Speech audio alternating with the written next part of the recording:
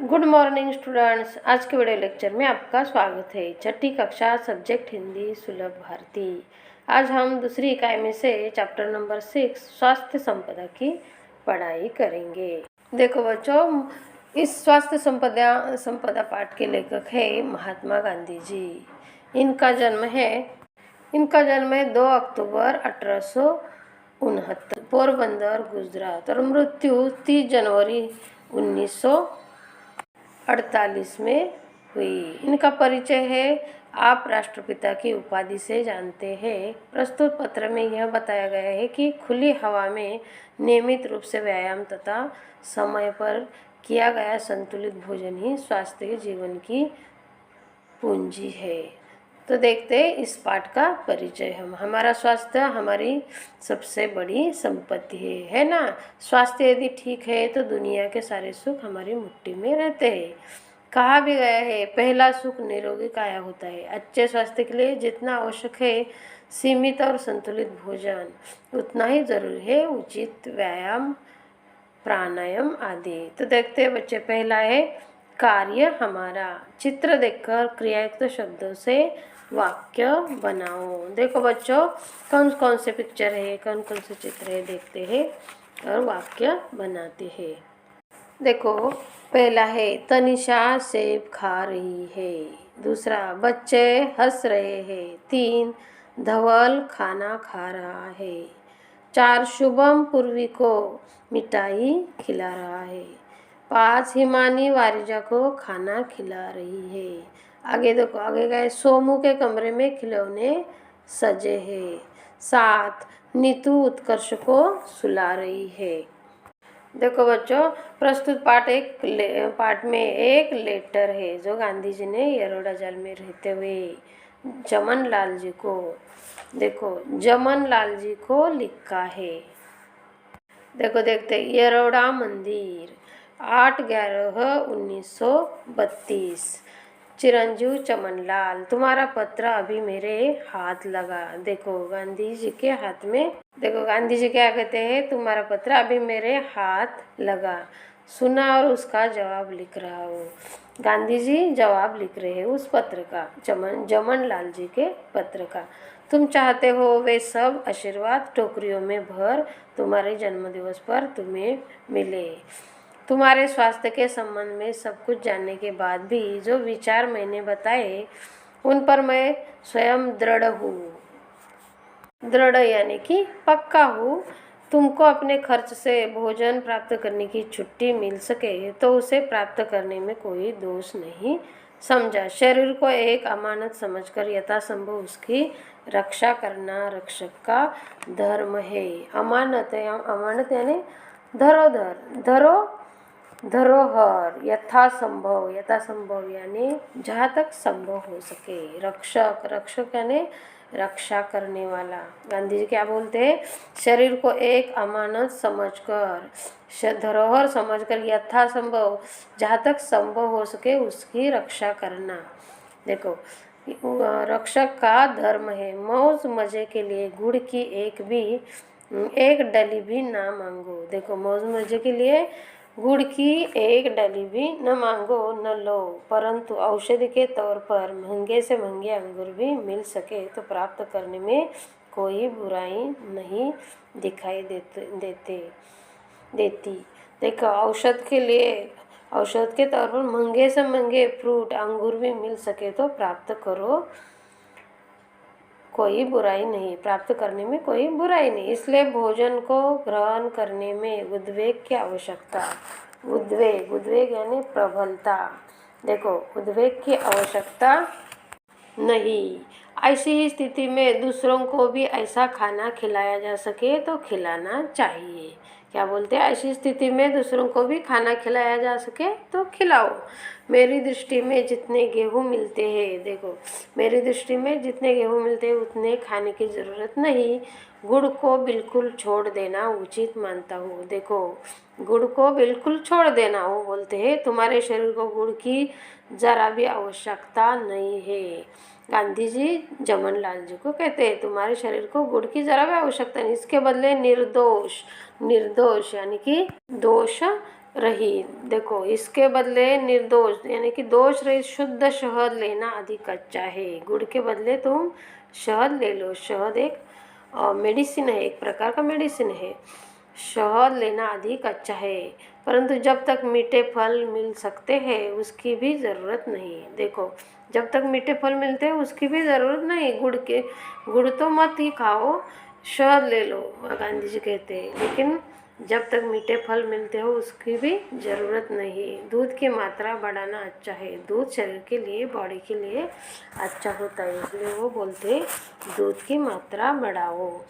देखो, आगे क्या कहते हैं, जैतून के तेल की जगह मक्खन लेते हो। देखो, जैतून की तेल की जगह मक्खन लेते हो, यह ठीक ही है। मक्खन में जो विटामिन है वे जैतून के तेल में नहीं होते। वो क्या बोलते हैं, मक्खन ले लो, मक्खन अच्छा होता है। जैतून तेल से भी अच्छा मक्खन है। साग में हरी सब्जी होनी चाहिए। देखो, साग में हरी सब्जी होनी चाहिए। आलू वगैरह लगभग रोटी का स्थान लेते हैं। इनमें स्टार्च होता है। देखो, तुमको स्टार्च की कम से कम ज़रूरत है और जितनी होगी वह सब गेहूँ से पूरी हो जाएगी। देखो, गेहूँ से पूरी हो जाएगी। वो बोलते मक्खन, दूध, काफ़ी है। इसके घटाने बढ़ाने का आधार वजन के ऊपर है। वजन के स्थिर हो जाने तक और हजम होता रहे तब तक मक्खन के अथवा दूध की या दोनों की मात्रा बढ़ाते जाना चाहिए। देखो, क्या बोलते हैं, वजन के स्थिर हो जाने तक, वजन स्थिर हो जाने तक और हजम होता रहे। देखो, तब तक मक्खन के अथवा दूध की या दोनों की मात्रा बढ़ाते जाना चाहिए। तरकारियों में लौकी तथा भिन्न भिन्न प्रकार की सब्जियां, फूल गोभी, पत्ता गोभी, बिना बीज की सेम बैंगन, इन सबकी गिनती अच्छी हरी सब्जियों में होती है। गेहूं का आटा चोकर मिला हुआ होना चाहिए। चोकर यानी पिसे हुए अन्न को चालने पर बचे हुए छिलके। देखो, गेहूं कैसे होनी चाहिए, यदि गेहूं कैसे होनी चाहिए, हरी सब्जियों में होती है। गेहूं का आटा चोकर मिला हुआ होना चाहिए। चोकर रहना चाहिए उसी में, वो फ्लोर में। यदि गेहूं बिल्कुल साफ करके पिसा गया हो तो उसका कोई भी अंश नहीं फेंकना चाहिए। गांधी जी बोलते फल में ताजे अंगूर। फल में क्या क्या खाना है और सुनाते हैं। फल में ताजे अंगूर, मौसम्बी, संतरा, अनार, सेब, अनानास लेने योग्य है। आजकल जो प्रयोग अमेरिका में हो रहे हैं उससे मालूम होता है। देखो, आजकल अमेरिका में प्रयोग हो रहे हैं उससे मालूम होता है कि एक ही साथ बहुत सी चीज़ें नहीं मिला देनी चाहिए। एक साथ बहुत सारी चीज़ें नहीं मिलाना चाहिए। फल अकेला ही खाने से उसके गुण बढ़ते हैं। फल अकेले ही खाओ और कुछ उस फल के साथ मत खाओ। भूखे पेट खाना तो सर्वोत्तम है। भूखे पेट खाना, फल खाना तो सर्वोत्तम है। अंग्रेजी में कहावत भी है कि सुबह का फल सोना। देखो, गांधी जी क्या कहते हैं, अंग्रेजी में कहावत है, सुबह का फल सोना होता है और दोपहर का चांदी। इसलिए पहला खाना अकेले फल का होना चाहिए। पहला खाना है ना, सुबह का खाना है तो उसके लिए फल बहुत अच्छे रहते हैं। दोपहर में चांदी जैसे रहते हैं। उसने बताया, क्या तुम सुबह गर्म पानी पीते हो? गांधी जी क्या बोलते हैं, तुम सुबह गर्म पानी पीते हो क्या? सुबह गर्म पानी पियो तो हर्ज नहीं, हर्ज यानी हानि नहीं, बॉडी के लिए, शरीर के लिए कुछ हानिकारक नहीं है। तुमको 24 घंटे खुली हवा में रहने की इजाज़त मिल सकती हो। इजाज़त यानी आज्ञा, अनुमति। तुमको 24 घंटे खुली हवा में रहने की इजाज़त मिल सकती हो तो लेनी चाहिए। देखो, खुली हवा में रोज़ धीरे धीरे प्राणायाम कर सको तो अच्छा है। खुली हवा में क्या करो, प्राणायाम करो। रात की सर्दी से डरने की बिल्कुल ज़रूरत नहीं। रात में सर्दी पड़ती है तो उसको डरने की बिल्कुल ज़रूरत नहीं। कंबल गले तक अच्छी तरह ओढ़ लिया हो और सिर तथा कान पर कपड़ा लपेटा हो। सिर तथा कान पर स्कार्फ बंधा हुआ तो फिर कोई हानि नहीं है बॉडी के लिए। 24 घंटे शुद्ध से शुद्ध हवा श्वास के लिए फेफड़ों में जाए। देखो क्या बोलते हैं, 24 घंटे शुद्ध से शुद्ध हवा श्वास के लिए फेफड़ों में जाए, यह अति आवश्यक है।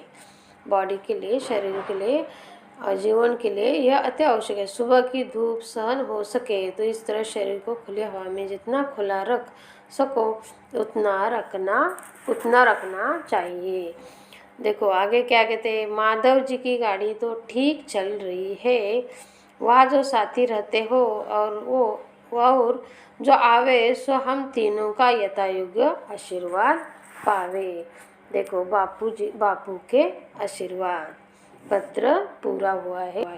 देखो बच्चों, सो गांधी जी ने क्या कहा, हमारे स्वास्थ्य के लिए सबसे बड़ी संपत्ति है। देखो अच्छे स्वास्थ्य के लिए जितना आवश्यक हो संतुलित भोजन करना चाहिए, उतना ही जरूरी है उचित व्यायाम। देखो उतना ही जरूरी क्या है, उचित व्यायाम, प्राणायाम आदि। देखो नीचे क्या है, नीचे मैंने समझा। देखो बच्चों, इस पाठ में गांधी जी ने यह कहा है कि हमें अपना शरीर स्वस्थ रखना चाहिए। हमें दूध, मक्खन, गेहूं की रोटी, फल, हरी सब्जियां आदि पौष्टिक पदार्थ भोजन में लेने चाहिए। हमें शुद्ध हवा और सुबह के धूप में रहना चाहिए। प्राणायाम और योगा करना चाहिए। तो बच्चों, इसी तरह मैंने आपको स्वास्थ्य संपदा लेसन एक्सप्लेन किया है और उसका स्वाध्याय अगले वीडियो में मैं दे दूंगी। तो बच्चों, I hope you all understand my teaching. मैं आशा करती हूँ कि तुम्हें सब समझ में आया होगा। तो बच्चों, आपको वीडियो अच्छी लगी हो तो लाइक, सब्सक्राइब और शेयर ज़रूर करो। Thank you. चलो फिर मिलेंगे अगले वीडियो में। बाय।